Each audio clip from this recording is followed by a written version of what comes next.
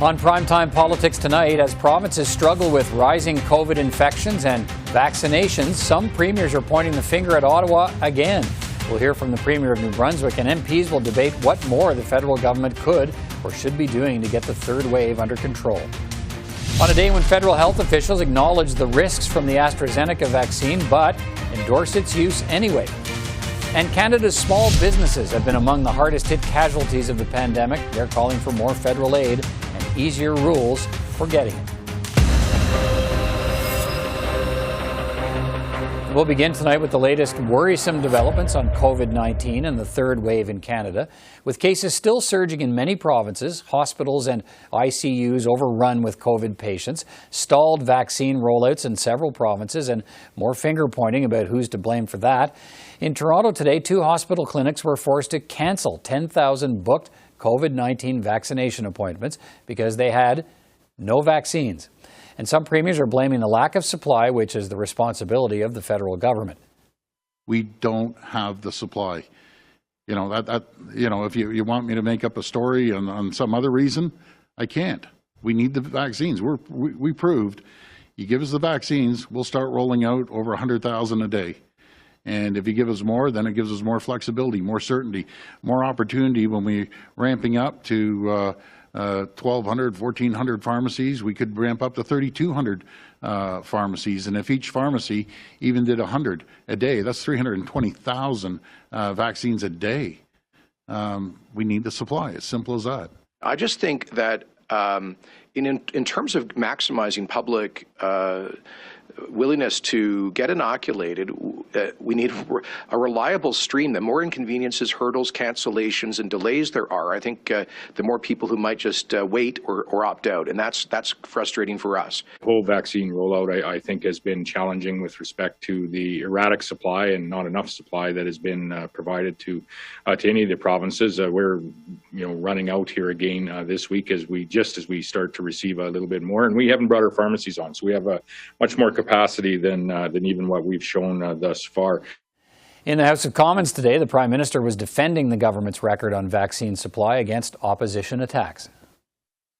Mr. Speaker, once again, 300,000 doses of the Moderna vaccine that the government promised for Ontario last week have not been delivered. The Prime Minister says from time to time deliveries have not come. He's also months behind the developed world, Mr. Speaker. Mass vaccination clinics are closing in Ontario. Schools are closing in Ontario. The severity of the third wave in Canada lays at the feet of this Prime Minister. When will he admit he has failed Canadians? The Right Honourable Prime Minister. Mr. Speaker, we see that whenever the Leader of the Opposition has a chance, he goes to disinformation and misleading Canadians. We are not months behind the developed world. On the contrary, we are now third in the G20 when it comes to delivering vaccines to Canadians. We will continue to ensure that vaccines flow, and we will continue to keep our partners in the provinces and territories apprised of delivery schedules, of delivery delays like we do see of a few days here and there on Moderna. We will continue to deliver Pfizer on time and all the other vaccines as quickly as we possibly can. When we get them, we send them to the provinces immediately. So what we are seeing in the vaccine rollout in Canada and at least some provinces, blaming the federal government for supply issues, and the federal government saying, look, yeah, there have been some hiccups, supply's coming, but there's problems with provincial rollout plans. Let's bring in Blaine Higgs. He's the Premier of New Brunswick. He's with me now. Premier Higgs, good to see you again. Thanks for taking time to speak with me. You're very welcome. Look, let me just start with your province. How's the vaccine rollout been going in New Brunswick? Well, it is a little sporadic because of supply. I get that, but we have ramped up with pharmacies and with our regional health authorities, and we could do probably twice as many vaccines as we are currently putting out because of supply. But I think the concern has always been continuity, so that we knew what was coming and we could depend on it. So when you ramp up pharmacies, you make appointments, or in communities or wherever, you can actually just follow through with that. So that's why continuity is an issue. But I appreciate the difficulties in getting vaccines, but I remain optimistic that we'll see more availability from the U.S. in the coming weeks. They seem to be ramped up and ahead of schedule, and I know they've had some delays with Johnson & Johnson, but The president seems to be still on track with where they are. So I'm hopeful we'll see a step change there in supply in the coming weeks. Some of your concerns, other premiers, particularly Premier Ford, Premier Kenney, have been a little more pointed in their criticism of Ottawa's vaccine procurement. You seem less so. There have been, if you have delays from, and everybody's talking now about the delay in the shipments of Moderna, if you have delays from the supplier, and I want to be careful around a conversation around Blaine, but if you have delays from a supplier, where does the fault lie if we can't get them to Canada quickly enough, or how do you see it? I think it's a fair comment that you can't fix everything, and if the suppliers have difficulty, then it is what it is. But it does come down to how many do we have committed to begin with, and I think we've seen countries that maybe went all out there and said, well, we're going to just bet on a horse here and we're going to get supplies, and Israel would be an example of that. But I guess I just say that. Yeah, I appreciate that my colleagues are in a bit of a different situation than we are here. Everyone is being a bit anxious about getting the vaccine, and what I mean by that is everybody wants one, or we're getting lots of demand. So they're anxious. They want to get back to normal. But I mean, we've seen some outbreaks certainly in my colleagues' neighboring provinces, in Quebec and Ontario and West that are would create additional angst. So you can appreciate the pressure that exists there. We've seen an outbreak in the northwestern part of the province. At this point, it's very much contained. Mm-hmm. We're vaccinating higher levels there. We're at 30% there, and the rest of the province are around 20 or 22% of the population. But I just remain optimistic. I'll stay focused on additional supply. That was the context of our First Minister's meeting this past week, and the point of saying to the U.S., you look to be in a position of having additional supply because of your domestic capabilities. We are a neighboring country that we all mutually benefit from being open and in the same position. So I would like to think we get some preferential treatment as a country, as a nation that's the closest trading partner to the U.S. and right. Connected in so many ways through families even. So that you say has come up in your conversation with the Prime Minister. Has there been an appetite in your conversations at the federal level to go that route and get on the phone with the U.S. and say, look, if you got 20 million doses sitting there, we'll take them? Exactly right. And that was mentioned today, certainly in our SMR discussion. Premier Ford mentioned that. But that's right. If you got 20 million sitting there, we'll take them. And everyone that could get a vaccine should take it. And so I will remain optimistic that we're going to see a step change. But I am also very confident that with that reliability of supply, every one of us can ramp up our capabilities significantly. I know we can double. We're at around 30,000, 25 to 30,000 because of supply. We could go to 60,000. We think we could go even to about 85 or 90,000. Right. But we could easily double. So to be clear, are you of the view that it's the delay in vaccine supply and procurement from the federal government that's the main problem, or as some federal MPs and cabinet ministers have been clear in pointing out, look, we're getting doses to the provinces. They're not putting them in arms fast enough? Well, I would say if you look at the continuity of supply, the provinces are able to roll out the vaccines and whatever level of vaccines that they get in a continuous run. If it's interrupted and if it's hit and miss, then in some cases, like you said with Moderna, if they aren't able to supply and they've had a production problem, that disrupts the whole supply chains and it creates problems in a province too to be where the supply is going to go and to be continuous in the delivery. But I would say overall, certainly, if we had more vaccines, if we had 20, 30% more vaccines in our province right now, in our country right now, they would get into arms very quickly. Okay. There have been some suggestions, and I think we're starting to hear them more frequently now, that the federal vaccine supply should maybe go to harder hit regions in Canada. That might mean fewer doses for New Brunswick to pump more doses into the province of Ontario for some of the hard hit parts of that province. What do you think of that idea?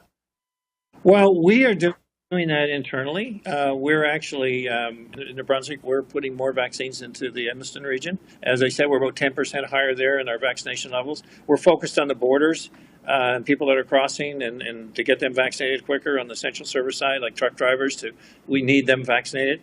I think we do need to look at every situation in different provinces, but at this stage, we really don't have the vaccine supply to really do that without having a risk in other provinces. So we're working with what we have, and each province is by themselves. Right. putting their resources. So to be clear, you wouldn't be in favor of a plan that says, look, New Brunswick's got a better hold of the third wave than Ontario does. So let's send more doses of vaccine meant for New Brunswick to Ontario instead. Not on?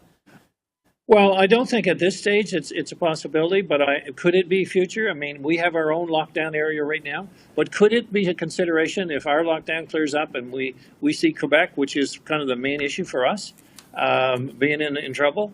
Could we have that discussion if we had lots of vaccines and we were in a good shape? I think it's one that we just shouldn't rule out, but right now we're not in that position. All right, let's finish on this. You and your fellow Atlantic premiers have delayed the reopening of the Atlantic bubble until at least May 3rd. Do you think is that a firm date or is that a moving date? Well, we're meeting again next Thursday to discuss our situations in each province, and in my case, it'll be what the situation is in the Northwest. But we delayed it for 2 weeks, saying May 3rd looks like the earliest. We'll meet next week again to discuss whether that needs to be pushed out, or is there a possibility it could be pulled forward. But I'd likely say May 3rd would be the earliest that we'd be able to consider. Right. And it'll be kind of depend on our situation and if anything changes with the other provinces in Atlantic Canada. But ours is the most immediate concern right now. Okay, Premier Blaine Higgs, always good to talk to you. Thanks again for taking time tonight. You're very welcome. Okay, so we have provinces blaming the lack of supply of vaccines from the federal government for the delays in the vaccination process in some provinces. The federal government insisting, look, provinces are getting the supply, so it's up to them to roll it out quickly. Is it time for the federal government to take a more hands-on approach to dealing with the third wave and the challenges facing some provinces? And if so, what more should Ottawa be doing?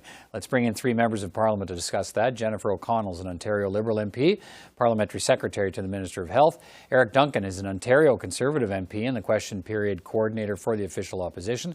And Don Davies is a British Columbia NDP MP and his party's health critic. Good to see you all. Jennifer O'Connell, let me start with you. We heard from the premiers of Ontario, Alberta, Saskatchewan, and New Brunswick today, all once more lamenting the supply of vaccines from the federal government and blaming that for the delays to a large measure in vaccinations in their own provinces. How valid is that criticism? Well, I mean, I think the point is that we have been delivering for Canadians, for provinces and territories. Originally, if you remember, we had anticipated delivering in March 6 million vaccines. We've actually exceeded that. And in March, we delivered 9.5 million vaccines. To date, we've delivered 11.7 million vaccines. And this week alone, we anticipate another 1.9 million vaccines.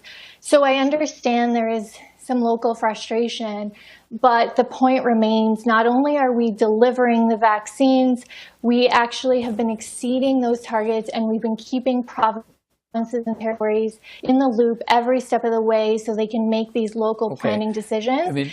And that's what we'll continue to do. Mr. Duncan, we've also seen conflicting information that shows provinces have supply but can't seem to get it administered quickly enough. But we've also seen today 2 hospital clinics canceling 10,000 vaccination appointments because they have no supply. What's the problem here as you see it? Miscommunications and not delivering on their promises. The goalpost the Liberals have set for themselves is very low. Say, oh, we promised this and we deliver. They're 300,000 Moderna vaccines that were to be delivered to Ontario this week that are being delayed. In Manitoba, Peter, they had the same situation where they had to go and make 27,000 phone calls to rebook appointments. They're not delivering the way and as smooth as they should be doing. So what if Moderna doesn't if Moderna doesn't ship the vaccine, whose responsibility is that? How do you if you're planning to get the supplies and they're a week late, how do you fix that? These go back to volumes, though, Peter. We're 62nd around the world when it comes to vaccination rates. We're behind. We look at the U.S. and the U.K. When if you have larger volumes, you get more people that are vaccinated. And again, we're seeing now a direct correlation between this third wave because we haven't had the volume of vaccines. So when the Liberals say, oh, we had a goal of 6 million, it's nowhere near enough. We need to go off what the U.S. or U.K. model should be. And that's why it's this complete chaos and not delivering. And again, that goes back to contracts and guarantees that the government should have been securing for companies. We'll circle back to some of that. Mr. Davies, what more should the federal government be doing to ensure the vaccine rollout's moving more quickly in the provinces? Well, I remember last October, Peter, calling for a national vaccination plan as the U.S. was developing, and they had one in place last November.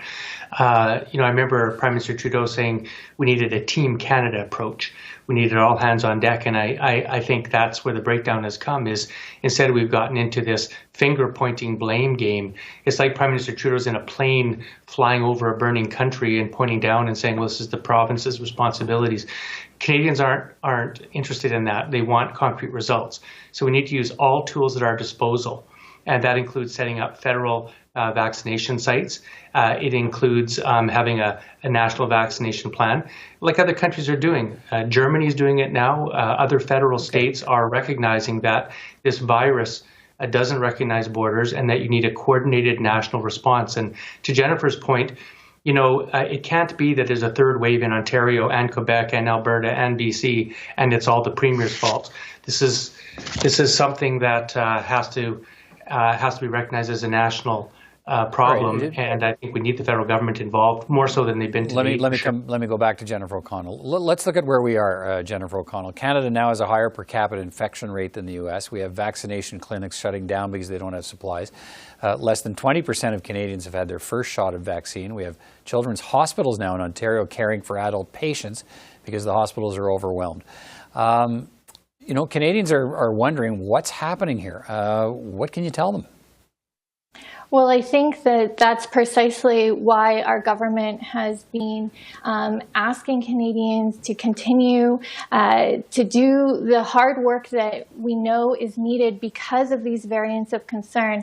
And I mean, in fairness, the last time I was on this panel, we were here because the Conservatives were saying, let's just reopen. And in the UK, if you use that as an example, they are ahead in terms of vaccination rates, but they are actually going into a third wave and additional lockdowns, and it's because we need to make sure that we are delivering on vaccines and that Canadians are getting the vaccines they need. But we also have to have measures Mr. Davies' in place. point, should the government be considering, look, if the provinces are struggling, let's open federally operated vaccination clinics in the provinces, I think is what Mr. Davies is saying. And I mean, the provinces might not like that, but should we be thinking about that? Well, I think let's look at our track record. When provinces said we need more PPE, we procured it, we delivered it. When they needed rapid tests, we approved, procured, and delivered. When they needed lab capacity, we opened up federal capacity for lab. Right, but now they're saying they need more vaccines, exactly. And that's why we've delivered even more than we had originally anticipated, and we're not going to stop. Mr. Duncan, should there be a larger federal role here, to Mr. Davies' point? If the provinces are struggling, does the federal government now move to step in and say, if you're having trouble, we'll do it for you? Well, and I think they need to be there in a leadership role to do that. At-home testing, like the United Kingdom, if there is at-home tests or rapid tests procured, they should be offering like the UK does at home for those who want it. There's other tools and other strategies. They've been late to the game on many of these things. And Peter, I've spoke before, my frustration on rapid testing and the approval process there. And other countries, again, are light years ahead of us. We need to be checking on the ICU surge capacities going on right now. But frankly, just keeping to their delivery dates at a very minimum and conflicting information. And I will just say, they're in the wrong direction, say, well, look at our track record. They're not wanting to do that. The Prime Minister was referring the other day saying the UK is in a third wave. Is absolute nonsense. Their cases are going down. The number of deaths, thankfully, are going down. They're reopening, enjoying their pubs and restaurants. We're going in the absolute opposite direction. Mr. Davies, there's a direct correlation. Okay, Mr. Davies, should the federal, we're starting to hear this proposed now. Should the federal government consider sending more vaccines to the hardest hit provinces and cities such as Toronto and reduce the shipments perhaps to the Atlantic provinces, for instance, where the third wave is hitting but less hard? Well, this again speaks to national coordination. I think it's a fluid situation, Peter, and we do have to be nimble. So I think that as the science emerges and as we see vulnerabilities emerge in different parts of the country, we've got to have the ability to respond to that. And that only can happen on a federal basis. And I do want to say that I'm not suggesting that the feds do the vaccinations for the provinces. I'm suggesting they do them with the provinces. We need all hands on deck. And, we had Major General... But how willing do you think the provinces will be to say, I mean, that's essentially a concession that they're not able to do the jobs themselves. And I don't think you're going to hear too many provinces suggest it's okay for the feds to come in and take over or join us in the vaccination process. How do you think that works? Well, I'm not concerned about that, Peter. I mean, I think every premier wants the citizens of their provinces and territories to get as many vaccinations as possible. And if it's done in a coordinated way where there's quicker access to jabs, what premier would stand up and say he or she doesn't want that?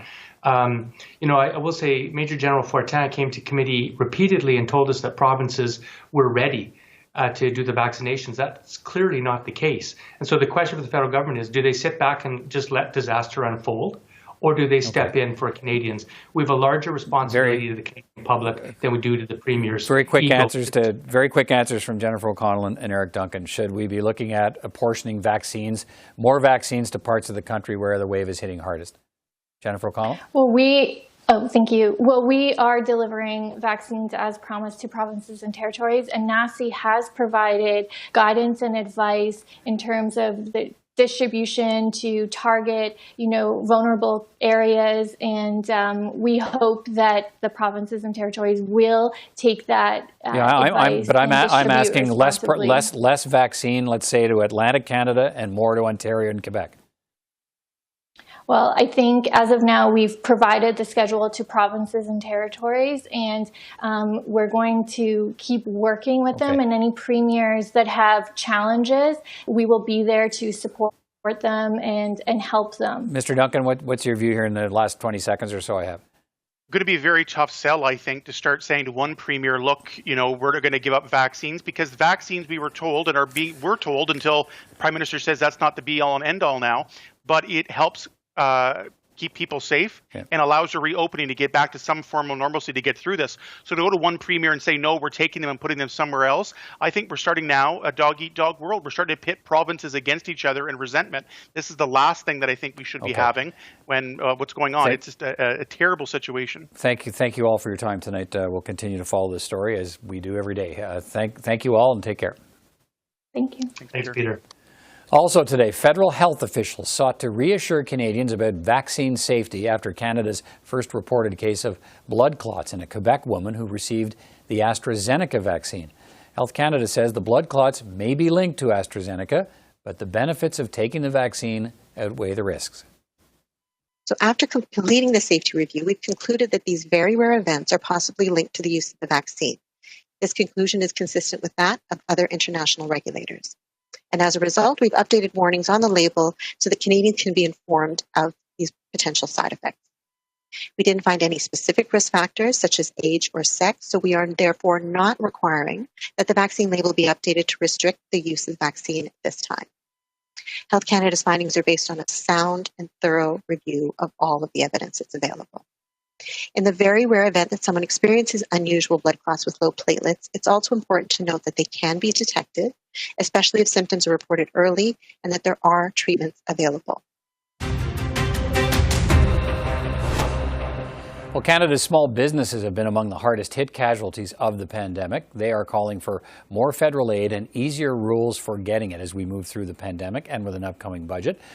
Corinne Pohlman is Senior Vice President for the Canadian Federation of Independent Business. You can see she joins me now. Corinne Pohlman, thanks for taking time to speak with me. Good to see you. Thank you. Look, give us a sense of the landscape for small business as we speak in Canada today, trying to stay alive in the pandemic. What's been the ongoing effect of the pandemic and the restrictions on small business? Well, in a word, it's been extremely challenging, if not dire, for many small businesses. And the longer this goes on, the harder it becomes for many of those businesses. In fact, just today we released some new data showing that the small businesses are even less open and less close to getting back to normal sales than they were a month ago, given increasing restrictions in many parts of Canada. In fact, only about 29% are even close back to normal revenues. So we have a long way to go before many small businesses are going to be able to be back to what it was that they were doing pre-pandemic. And so as a result, we need to see the various types of support measures that have existed continue to move on and continue to be there as long as those businesses face restrictions. The most recent economic numbers, writ broadly, suggest there's an organic economic recovery starting to take place in the country. But how uneven is it for small business? It's extremely uneven. There's no economic recovery happening right now among many small businesses. Certainly, there's probably some sectors that are doing better than others, but for the most part, the fact is over 70% of them are still not back to normal sales. So economic recovery has actually been backsliding over the course of the last month for many of those small businesses. And you have to remember, they represent half of Canada's economy. They employ like 60% of Canadians. So if they're not going to do well, that's going to have an impact right across the board. And so there may be elements of the economy that are starting to improve, but you're going to ask many small business owners, and they would probably tell you that from where they're sitting, there's still a long way to go. Let's look at some of the numbers in terms of federal support programs for business, and then we'll use that as a jumping off point to continue the conversation. Federal wage subsidy program, it's provided $73 billion to 440,000 applicants. The Canada Emergency Business Account, it's channeled $46 billion in loans to 500,000 small businesses. And the rent subsidy for business has doled out $2.6 billion in supports. How useful have those programs been? Because that's a lot of money. It is a lot of money, but they've been extremely critical. In fact, over 70% of our members are telling us that these particular programs, the ones you just listed, have been absolutely essential for their survival in 2021 and continue to be incredibly important. So when you're not able to make revenues, you're not able to get the sales you normally get, because you've been asked to close down your business through no fault of your own, we need to make sure that these supports continue to exist. And so we want to make sure as long as the restrictions are there, those supports have to be there. And we understand we are also worried about the growing deficit that this is bringing. But there's also a huge amount of debt being loaded on small businesses right now who really can't afford it. So it's a real balancing act. We want to get our economy going again. We have to make sure we support these businesses to the other side. Right. So that's what you want to see in the budget. But you have raised concerns about the eligibility requirements for these federal aid programs and how some new businesses are being excluded. So you want to see continuing supports when the budget comes out on Monday, but what about the eligibility requirements? What changes do you want to see? Yeah, the biggest one is one you just touched on. It's new businesses. So any business that actually started prior to March 1st, 2020, or sorry, after March 1st, 2020, they've actually not been able to access pretty much any of these programs at the federal level. And so they've sort of been struggling for over a year now to sort of keep their business going. Like, think about it. If you started planning to open a business prior to March 1st, but because of, logistics or whatever the case might be, you couldn't really open it till afterwards, you're sort of stuck right now because none of these programs are helping you. And so we hear a lot from these businesses who are really struggling at the moment. There's also various small tweaks we still think need to be made to some of the programs to make them more accessible. And so those are some of the things we're going to be looking for on that budget on Monday. Right. I mean, to the issue of eligibility, the federal government has consistently replied here, look, we can't include new businesses that weren't operating when the pandemic hit because they have no pre-pandemic baseline revenues to compare losses to. So is that a valid reason for saying, look, we don't know, we can't compensate them in these programs? Well, I think that we can find ways to be creative. We've certainly suggested things like looking at the industry average for that particular sector in that community and comparing it to what the industry average is. We've seen provincial programs in the meantime become available, and many of them are being offered to new businesses. So they're using different sort of criteria to help those newer businesses access those programs. So there are ways to do it, and we're just sort of encouraging the government to be creative and look at ways that can be done for newer businesses as well. All right. Corinne Pohlman from the Canadian Federation of Independent Business. We'll look ahead of the budget Monday and see if some of your concerns are answered. Thanks for your time. Thank you. And that's all the time we have for this edition of PrimeTime Politics from all of us here at CPAC. Thanks again for watching. I'm Peter Van Dusen. See you next time.